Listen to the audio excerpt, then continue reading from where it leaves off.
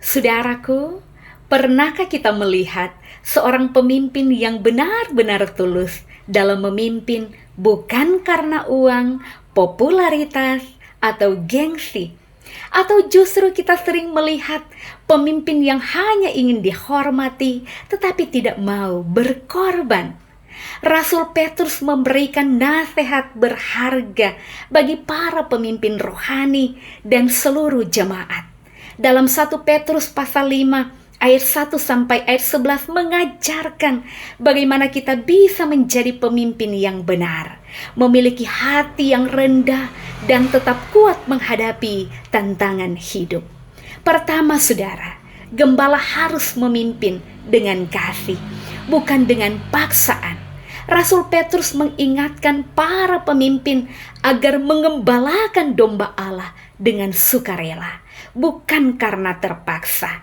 Artinya, jika kita adalah pemimpin baik dalam gereja, keluarga, atau tempat kerja, kita terpanggil untuk melayani dengan kasih dan ketulusan, bukan karena kepentingan pribadi. Tuhan tidak mencari pemimpin yang hanya ingin dihormati, tetapi pemimpin yang bersedia berkorban dan melayani.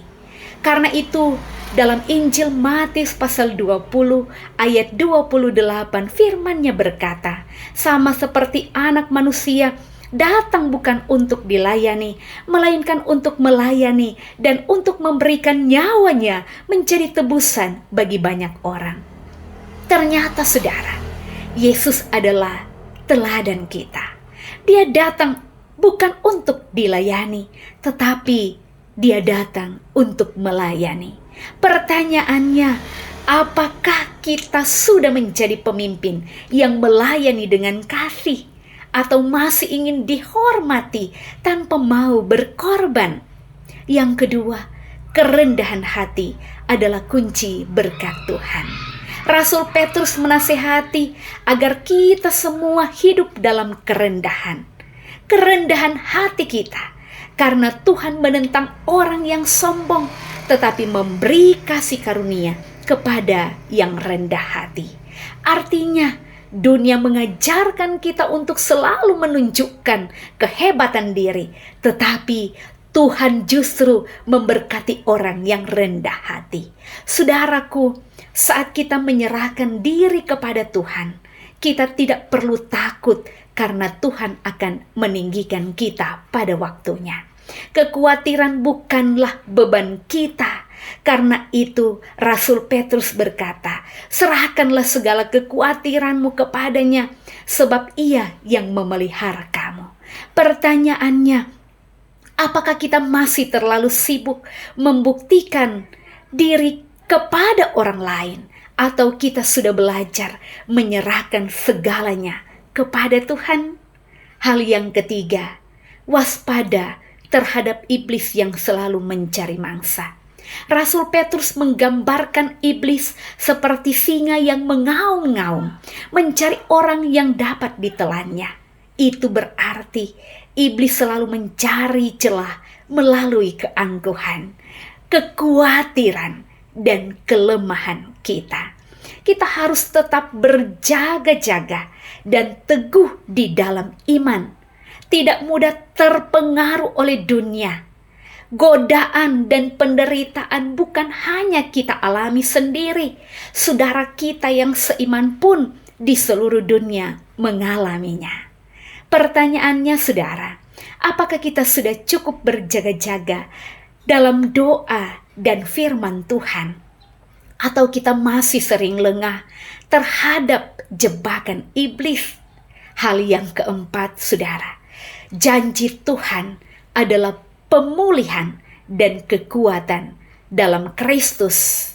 Rasul Petrus mengakhiri pesannya dengan janji yang sangat luar biasa.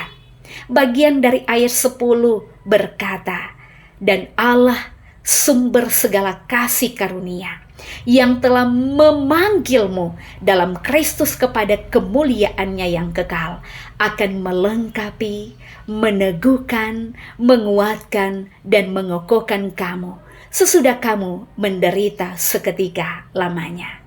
Ini adalah pengharapan bagi kita semua, bahwa Tuhan tidak pernah meninggalkan kita dalam penderitaan. Setelah kita melewati berbagai tantangan, Tuhan sendiri yang akan memulihkan, Tuhan sendiri yang akan menguatkan dan memberi kita kemenangan. Pertanyaannya saudara, apakah kita percaya bahwa Tuhan sedang bekerja di balik semua pergumulan kita? Nah, saudara-saudaraku, dari 1 Petrus pasal 5 ayat 1 sampai ayatnya yang ke-11, kita belajar bahwa pertama, seorang pemimpin harus melayani dengan kasih, bukan dengan paksaan. Hal yang kedua, kerendahan hati adalah kunci berkat Tuhan. Dan yang ketiga, kita harus tetap berjaga-jaga karena iblis selalu mencari celah. Hal yang keempat, Tuhan berjanji untuk memulihkan dan menguatkan kita di akhir segala penderitaan. Mari saudara, kita refleksikan dalam hidup kita. Apakah kita sudah menjadi pemimpin yang melayani dengan kasih? Apakah kita sudah menyerahkan kekhawatiran kita kepada Tuhan? Apakah kita sudah cukup berjaga-jaga dalam iman? Jika kita mau merendahkan hati, berjaga dalam iman, dan tetap setia kepada Tuhan, maka Tuhan sendiri yang akan meneguhkan, menguatkan, dan memulihkan kita. Tuhan Yesus memberkati kita semua. Amin.